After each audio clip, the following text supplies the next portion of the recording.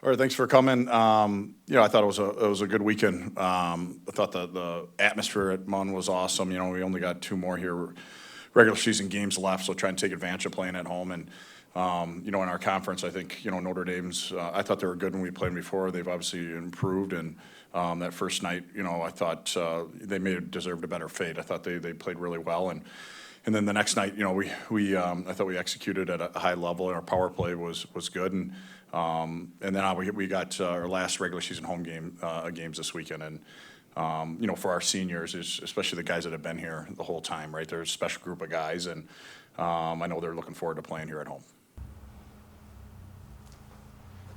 You talked about the three who came before you a little bit. This will be the last group that you sort of didn't recruit. Can you speak to a little bit more of the road they've been in, and I mean the program they committed to is not at all what they're leaving, and sort of the legacy they'll leave with that.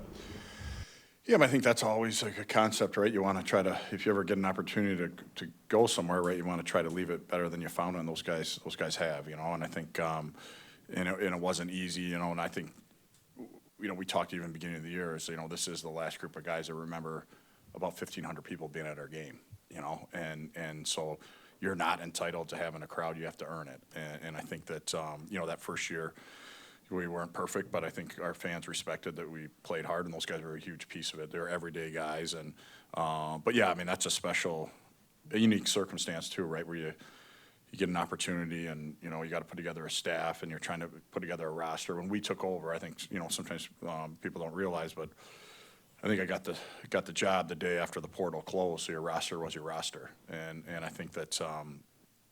Fortunately, we had some of these guys that were recruited by the previous staff that are winning people, winning hockey players, and their fingerprints are all over this program, and we got to continue to recruit people like them.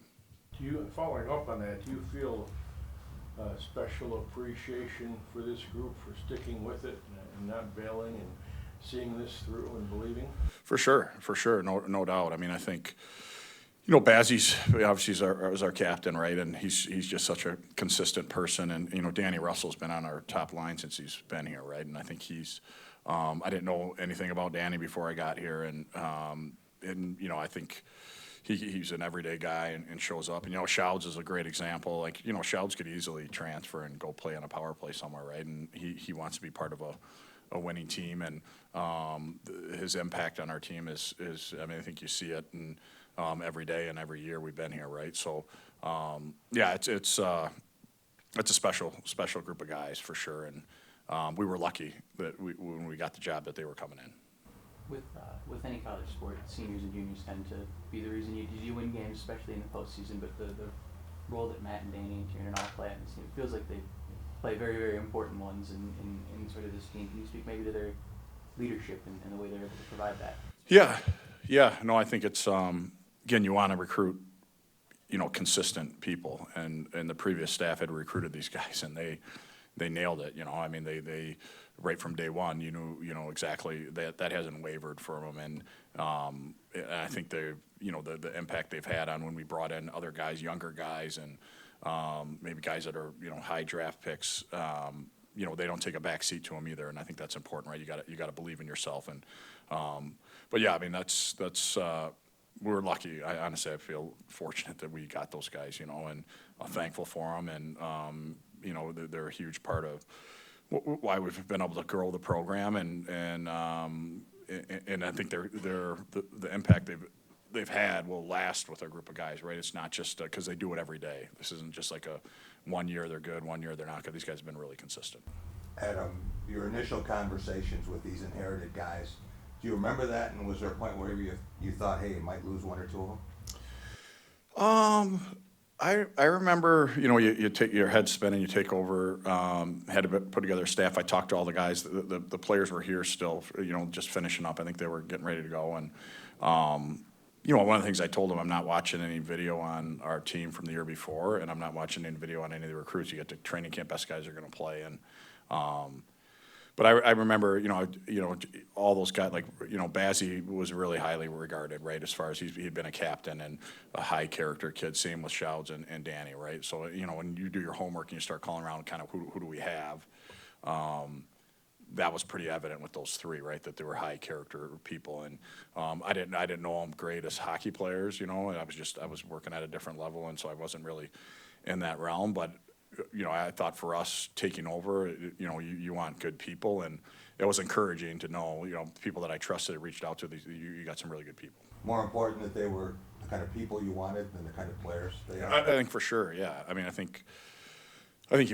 you win with good people, and that doesn't mean that everyone's perfect, right? But I think that you look at probably how these guys were raised and the families they grew up in, right? It's we're fortunate to have, but I think that is, you try to target good families and non-entitled families and families that want their son to earn things and aren't looking for a handout or, hey, where am I going to be on the power play? Like, I understand recruiting, and that's okay. And but I also think there are people that are dying for, hey, I want my son to learn how to earn things and be part of a team, and it's not about him. And definitely those three families are that way.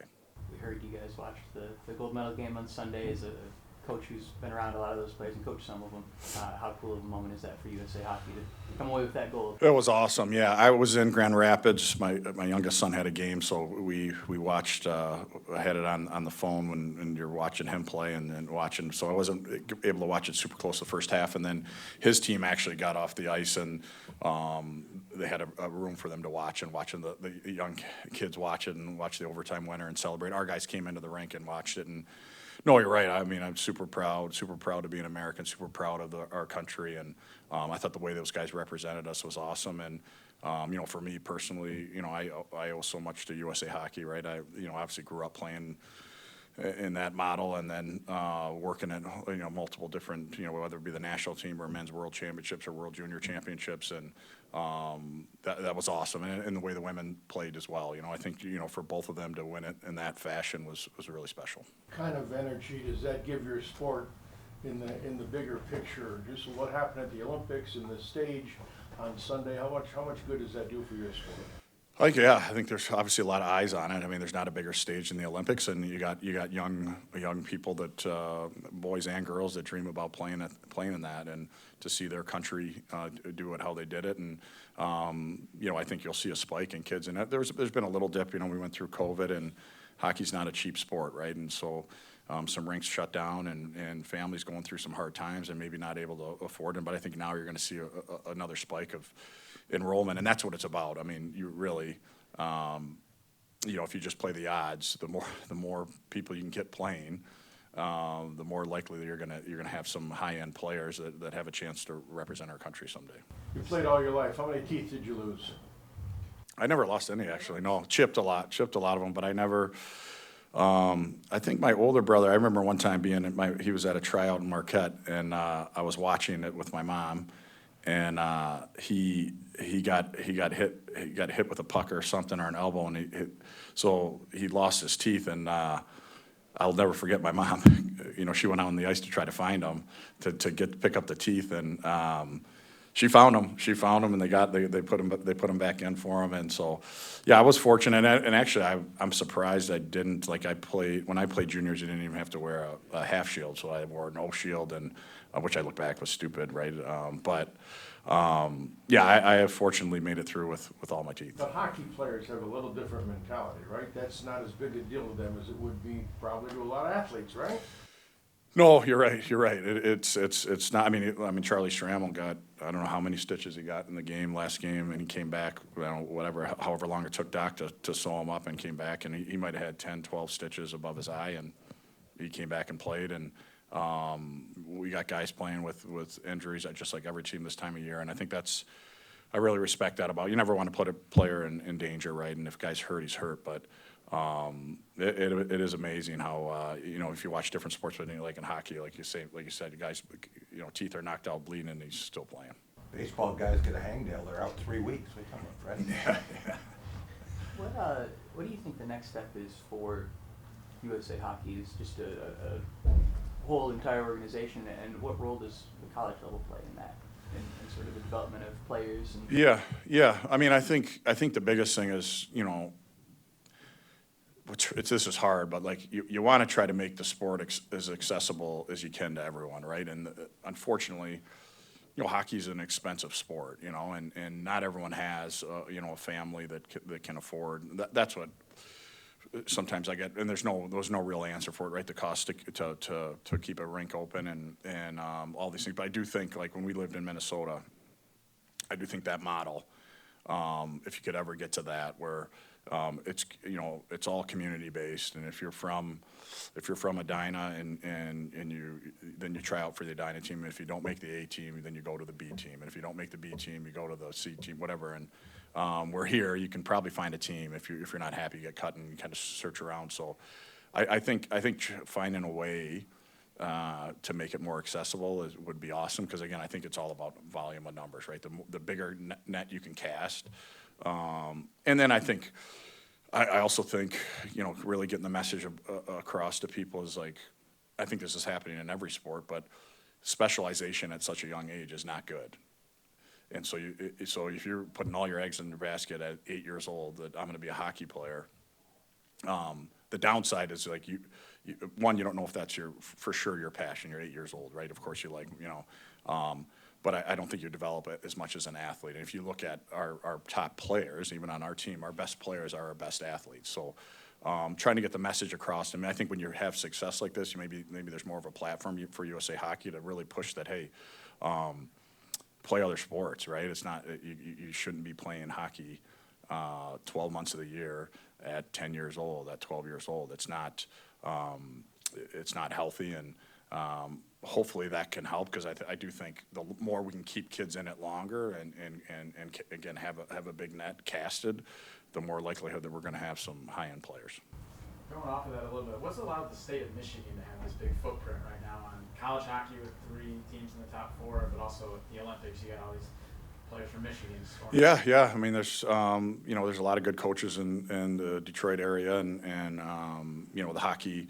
You look at the Red Wings and the history of that organization. I mean, there was really a boom going on in hockey, and obviously Western Michigan winning the national championship last year. I think you got a ton of kids on the west side of the state excited about playing. But yeah, I mean, I think we got a great hockey area, and it's a little bit in our culture, but I still think we can do a better job.